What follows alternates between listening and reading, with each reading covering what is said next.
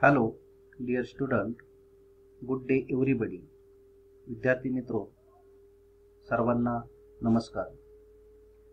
आपण प्रॉबॅबिलिटी हे जे चॅप्टर सुरू केलं याच्यामध्ये आपलं आज तिसरं लेक्चर आहे. या तिसऱ्या लेक्चरमध्ये जनरली आपल्याला जो रॅन्डम एक्सपेरिमेंट आहे या रॅन्डम एक्सपेरिमेंट आणि त्याचं इंट्रोडक्शन जे आहे हे इंट्रोडक्शन आपण पाहणार आहोत. या रॅन्डम एक्सपेरिमेंट मध्ये आपण जे एक्सपेरिमेंट पाहिले, कॉइन टॉस करणे असेल, डाय थ्रो करणं असेल, देन पॅक ऑफ कार्ड, हे एक्सपेरिमेंट असतील. या एक्सपेरिमेंट मध्ये ज्या पॉसिबिलिटीज असतात या पॉसिबिलिटीज कशा पद्धतीच्या असतात हे आपण पाहिलं. की डाय टाकल्यानंतर 6 पॉसिबिलिटीज आपल्याला कोणत्या, 1 मिळेल, 2 मिळेल, 3 मिळेल, 4 मिळेल, 5 मिळेल किंवा 6 मिळेल, कोणती तरी एक आउटकम त्या ठिकाणी असतो. जसं नाणं आपण टाकतो, नाणं ज्याला आपण कॉइन म्हणतो, कॉइन टॉस करतो, हेड किंवा टेल दोन्हीपैकी काहीतरी आपल्याला एक मिळत असतं, पण निश्चित आपण अगोदर सांगू शकत नाही. आणि याच्यामध्येच आपल्याला इक्वली लाईकली आउटकम्स जे आहे, समसंभाव्य निष्पत्ती मराठीमध्ये त्याला म्हणतात. आता हे जे इक्वली लाईकली आउटकम्स जे आहे, समसंभाव्य निष्पत्ती, याचा अर्थ असा आहे की सपोज वी थ्रो अ डाय. जेव्हा आपण डाय टाकली, डाय मध्ये आपल्याला माहिती 1 to 6 या पद्धतीचा एक डॉट आपल्याला निश्चित मिळणार आहे, पण त्याच्यामध्ये 7 मिळेल का आपल्याला? नाही. म्हणजेच त्याला आपण इक्वली लाईकली आउटकम्स, म्हणजे आपले जेवढे आउटकम्स आहेत रॅन्डम एक्सपेरिमेंट मध्ये त्याच्यापैकी कोणता तरी एकच रिझल्ट आपल्याला मिळेल, त्यापेक्षा वेगळा मिळणार नाही, आणि त्या सगळ्यांची शक्यता समान असते, म्हणून त्याला इक्वली लाईक आउटकम्स आपण म्हणतो. आता आपल्याला असे काही एक्झाम्पल्स पाहायचे प्रॅक्टिस सेट 5.1 मध्ये, की ज्याच्यामध्ये पॉसिबिलिटी, अंदाज आपल्याला फक्त व्यक्त करायचा आहे. म्हणजे संभाव्य आपल्याला कोणकोणते अंदाज त्या ठिकाणी बांधता येतील. जसं एखादा क्रिकेटचा खेळ चालू आहे, क्रिकेटची मॅच चालू आहे, आणि त्या क्रिकेटच्या मॅच मध्ये 2 संघांमध्ये मॅच असताना आपण किती शक्यता वर्तवू शकतो, तर त्या ठिकाणी आपल्याला माहिती 3 शक्यता असू शकतील. एक तर समोरचा संघ जिंकेल किंवा आपला संघ जिंकेल, आणि तिसरा तो सामना अनिर्णित राहील. यापेक्षा वेगळी शक्यता त्याच्यामध्ये नसते. म्हणजे आपल्याला जर आपण अंदाज अगोदर वर्तवायला लावला त्या क्रिकेटच्या सामन्याचा, तर या 3च शक्यता त्या ठिकाणी असतील, चौथी शक्यता त्याच्यामध्ये नसणारे, लक्षात घ्या. बरोबर आहे. मग या पद्धतीचे काही जे एक्झाम्पल्स आहेत ते एक्झाम्पल्स आपण आज पाहणार आहोत, लक्षात घ्या. मीन्स इन प्रॅक्टिस सेट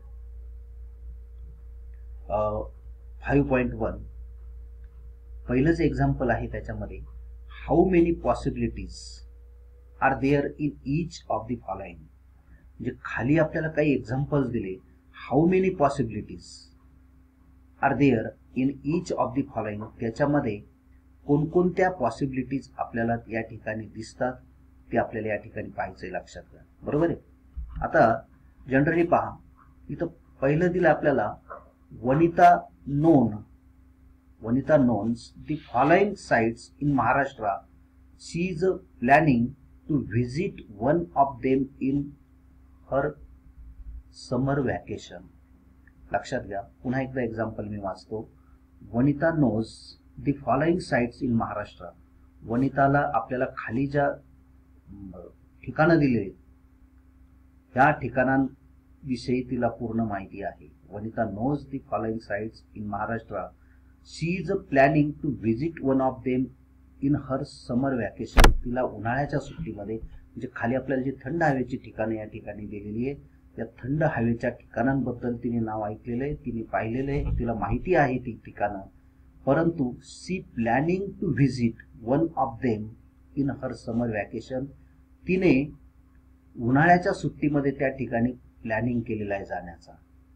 आता त्याच्यामध्ये कोणकोणते?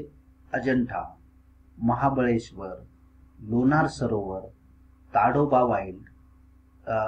Wild life, then Amboli, Raigad, Matheran, Anandwan, ही ठिकाणं दिली, लक्षात घ्या. आता आपण जर मोजली ती काउंट केली तर पहा 1 2 3 4 5 6 7 and 8 म्हणजे हे जे 8 ठिकाणं आपल्याला दिसतात, ही 8 ठिकाणांची तिला माहिती आहे. थंड हवेची ठिकाण आहे किंवा उन्हाळ्याच्या सुट्टीमध्ये तिला ती समर वॅकेशन घालवण्यासाठी याच्यापैकी एका ठिकाणी तिला जायचं आहे.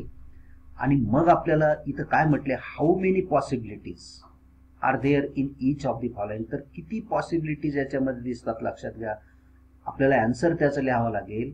Vanita can visit any of 8 places in Maharashtra, so she has 8 possibilities. लक्षात घ्या, महाराष्ट्रामधले सर्व ठिकाण आहे आणि हे किती ठिकाणं, एकूण 8 प्लेसेस आहे. 8 ठिकाणं आपल्याला दिले आणि याच्यापैकी निश्चित ती कुठं जाईल हे सांगता येणार नाही. फक्त तिने प्लॅनिंग केलं या 8 ठिकाणाहून कुठं तरी एक जायचं. Means Vanita can visit any of the 8 places in Maharashtra.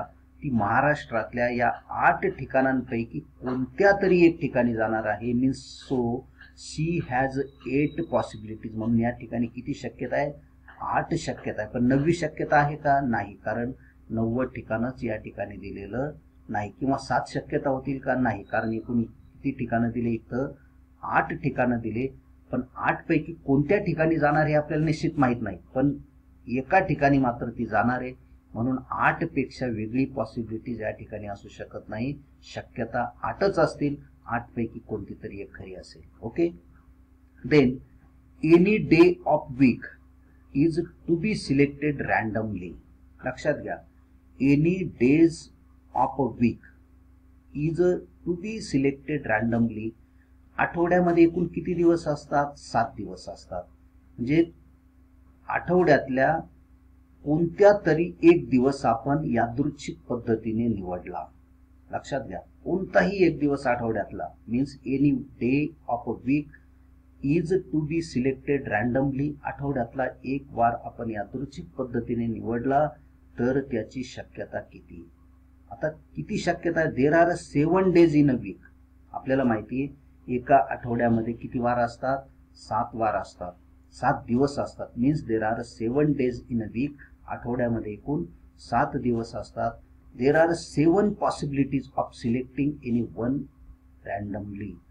तर त्याच्यामधल्या एकूण 7 शक्यता असतील, त्याच्यापैकी कोणताही एक वार आपण रॅन्डमली निवडला तर, पण 7 पेक्षा वेगळा नसेल. आपल्याला माहिती Sunday, Monday, Tuesday, Wednesday, Thursday, Friday, Saturday. म्हणजे हे जे 7 वार आहेत, Sunday to Saturday, Sunday to Saturday पर्यंतचे जे 7 वार आहे त्यातला कोणता तरी एक असेल, निश्चित आपण अगोदर सांगू शकत नाही.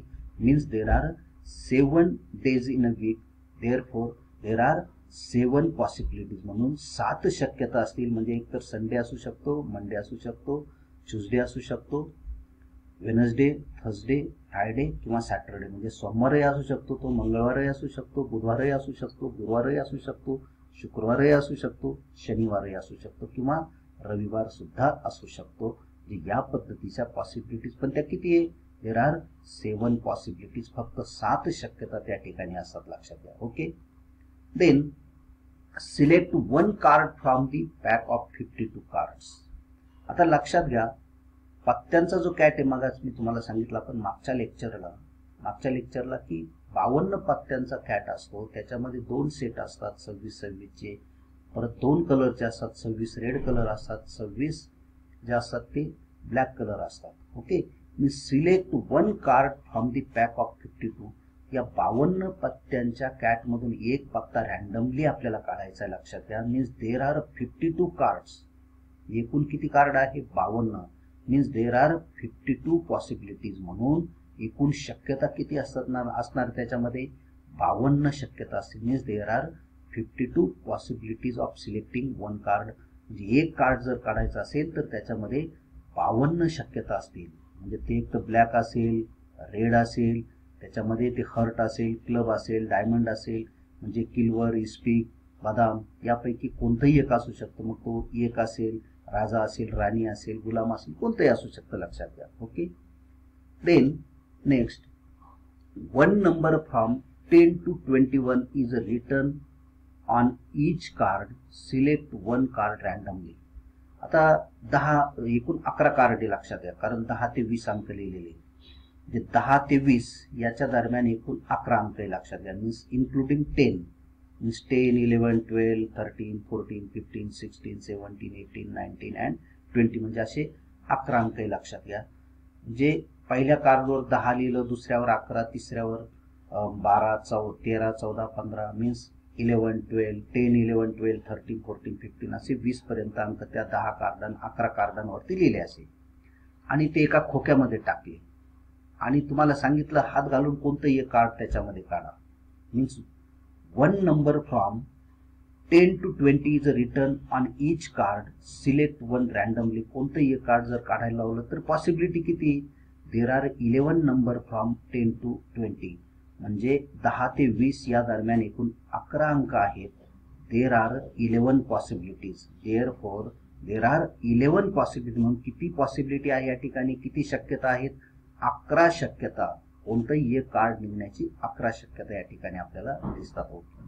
Okay, thank you.